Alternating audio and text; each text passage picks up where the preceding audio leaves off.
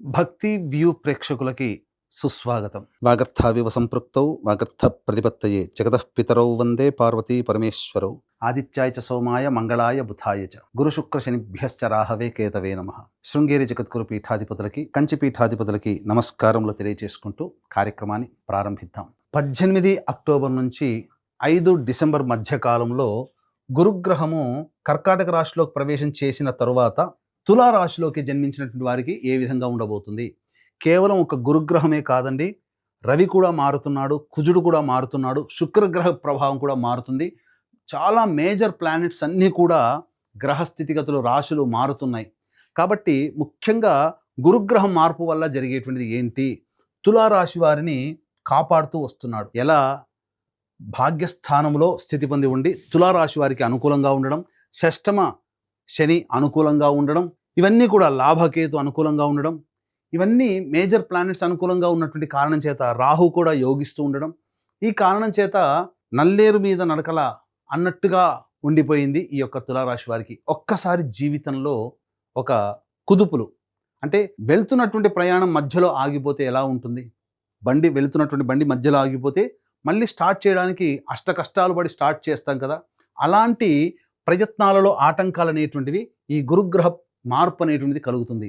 దశమ గురుడు ఎప్పుడైతే వచ్చాడో, ముఖ్యంగా ఈ తులారాశిలో జన్మించినటువంటి వాళ్ళు చేస్తున్నటువంటి వ్యాపారంలో కావచ్చు, వృత్తుల్లో కావచ్చు, ఉద్యోగంలో కావచ్చు, కొంత ఇబ్బందికర పరిస్థితులు ఎదుర్కొనే అవకాశం గోచరమవుతుంది, సందేహం లేదు.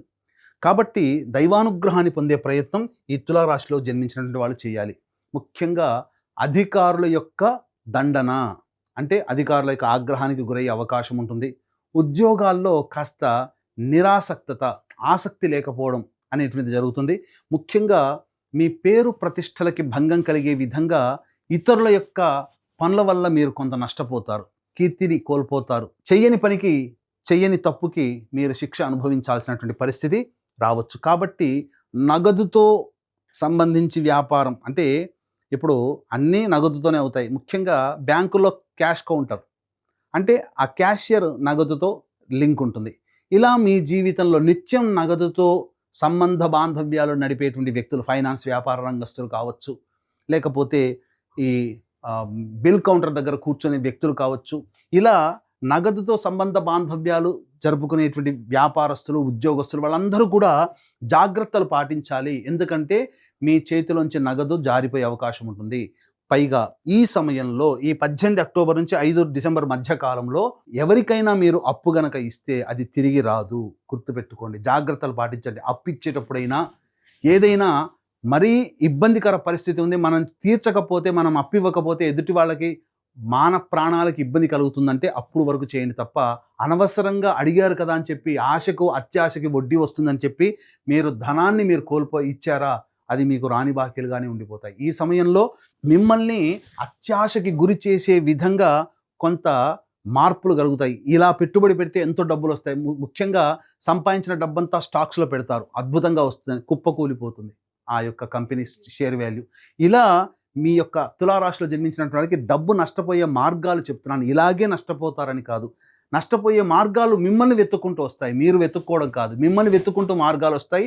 ఆ వచ్చిన మార్గాలు మంచివా చెడువా అనేటువంటిది మీరు పెద్దవాళ్ళ సహాయ సహకారాలు, ఆలోచనలతో మీరు పంచుకొని మీరు ఏదైనా నిర్ణయం తీసుకోండి. ముఖ్యంగా ప్రధానంగా ఈ యొక్క కుజుడు 27 అక్టోబర్ వరకు రాశిలోనే సంచారం చేస్తాడు. దీనివల్ల ఏం జరుగుతుంది? మీలో మీకు తెలియని అతి ఆత్మవిశ్వాసము, పొగరుగా ఉండడము, ఇతరులని తొందరగా తులనాడడం, ఇలాంటి లక్షణాల వల్ల చాలా నష్టపోతారు. గురువు దీనికి దోహదకారకుడు అవుతాడు. అలాగే 27 అక్టోబర్ నుంచి కుజుడు 2వ స్థానంలో ఉన్నటువంటి కారణం చేత ద్వితీయ స్థాన సంచార ప్రభావం వలన మీ వాక్కు కఠినంగా ఉండడం, కుటుంబ సభ్యుల మధ్య అవగాహన లేమి, ఇలా జరుగుతుంది. అలాగే జన్మ రవి 18 అక్టోబర్ నుంచి 16 నవంబర్ వరకు, 16 నవంబర్ నుంచి 15 డిసెంబర్ వరకు రవి కూడా సంచారం అనుకూలముగా లేదు. ఈ కారణం చేత ప్రభుత్వ దండనలు గురయ్యే అవకాశం ఉంటుంది. అంటే ఏంటి ప్రభుత్వ దండన? అంటే ట్యాక్సులు కట్టాల్సినటువంటి పరిస్థితి వస్తుంది. ట్యాక్సులు కడతారు, అడ్వాన్స్ ట్యాక్స్ కట్టవచ్చు. లేకపోతే వాహనాలకి ఏదైనా కానీ ట్రాఫిక్ చలాన్లు, వాహన చలాన్లు ఎక్కువగా పడేటువంటి అవకాశాలు ఉంటాయి. ఏదైనా ప్రభుత్వ పరముగా దండనలు, ప్రభుత్వ శిక్షలు పడేటువంటి అవకాశం ఉంది. కాబట్టి జాగ్రత్తలు పాటించండి.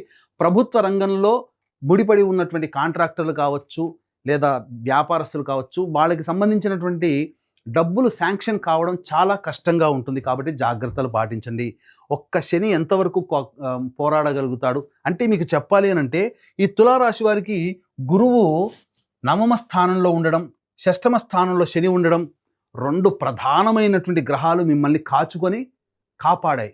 కానీ అదే గురువు దశమ స్థానంలో ఉండి శని షష్టమ స్థానంలో ఉన్న గురు కంట్రోల్లోకి శని వెళ్ళిపోయాడు. కాబట్టి ఇప్పటి వరకు మీరు ఎంతో పోరాట పటిమతో మీరు ప్రయత్నం చేసినటువంటి పనులు ఏవైతే ఉంటాయో ఆ ప్రయత్నంలో ఒక్కసారిగా నిస్సహాయత, నిరాసక్తత, నా వల్ల కాదేమో, నేను చేయలేనేమో, ఆత్మవిశ్వాసాన్ని కోల్పోతారు. తద్వారా గురుగ్రహ ప్రభావం, గురువు కంట్రోల్లోకి శని వెళ్ళిపోవడం ఈ తులారాశికి యోగకారకుడు. ఇలా 1-2 శని, రాహువు, అలాగే సంబంధించినటువంటి గురువు, రవి, కుజుడు, బుధుడు, మేజర్గా ఒక 5-6 ప్లానెట్స్ మీకు అనుకూలంగా లేకపోతాయి. కాబట్టి దయచేసి చెప్తున్నానండి, ఉద్యోగస్తులు ఉద్యోగం మారకండి, చేస్తున్న ఉద్యోగంలోనే కంటిన్యూ అవ్వండి. నేను భరించలేకపోతున్నాను అని అంటారా, ఏదైనా దేవాలయానికి వెళ్ళి కాసేపు కూర్చొని ప్రశాంతంగా అమ్మవారిని, అయ్యవారిని దర్శించుకొని మీ గోడు ఆ స్వామికి చెప్పుకోండి, అమ్మవారికి చెప్పుకోండి. వ్యాపారంలో ఇబ్బందులు ఉన్నాయా, ప్రధానంగా మీరు సంతోషంగా ఉండగలిగే వ్యక్తులతో మీరు సహవాసం చేయండి. కొంత మీకు సంబంధించినటువంటి ఒత్తిడి తగ్గుతుంది. వృత్తిలో పైకి రావట్లేదని భయపడకండి. భవిష్యత్తు ఆనందదాయకంగా ఉండే విధంగా దైవానుగ్రహాన్ని పొందే ప్రయత్నం చేయండి. ఎందుకనంటే దైవానుగ్రహం గనక కలిగితే మానవుడు అన్ని రకాలుగా ఉన్నటువంటి సమస్యల నుంచి బయటపడతాడు. కాబట్టి ఇట్టి దైవానుగ్రహం అందరికీ అందించాలనేటువంటి సదుద్దేశంతో ఒక్క గురువు మారినటువంటి కారణం చేత చాలా ప్లానెట్స్ యొక్క దుష్ప్రభావాలని ఈ తులారాశిలో జన్మించినటువంటి వారు ఎదుర్కోవాల్సి వస్తుంది. కాబట్టి ఈ యొక్క గురుగ్రహం యొక్క అనుగ్రహాన్ని అందరికీ అందించాలనేటువంటి సదుద్దేశంతో ఈ 18 అక్టోబర్ నుంచి 5 డిసెంబర్ మధ్య కాలంలో ఉన్నటువంటి 3 మహాపర్వదినాలలో సర్వదోష నివారణ పూజలు, హోమాలు అనేటువంటి చేయించడం జరుగుతుంది.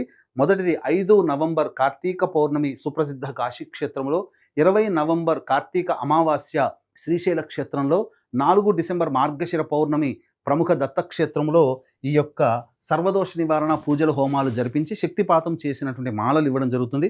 అవకాశం ఉన్న వాళ్ళు కార్యక్రమ తదనంతరం కాంటాక్ట్ చేసి మీ గోత్రనామాలు నమోదు చేసుకోవచ్చు.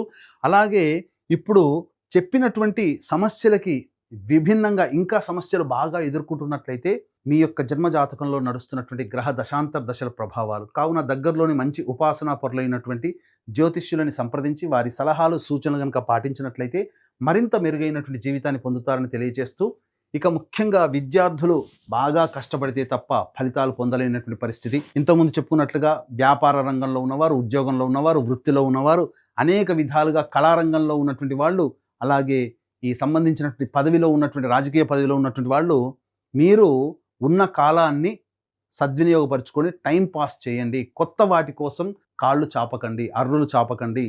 మీ జీవితంలో మిరాకిల్స్ అంటూ ఏమీ జరగవు. ఈ తులారాశిలో ఈ 18 అక్టోబర్ నుంచి 5 డిసెంబర్ వరకు ఒక్క గురువు మారినటువంటి కారణం చేత ఇన్ని రకాలైనటువంటి సమస్యలు అనేటువంటివి కలుగుతున్నాయి. కాబట్టి జాగ్రత్తగా మీరు ఆలోచన చేసి నిర్ణయాలు తీసుకునేటువంటి ప్రయత్నం చేయండి. అన్ని విధాలుగా అనుకూలంగా ఉండేటువంటి సమయం మీకు భవిష్యత్తులో రాబోతుంది.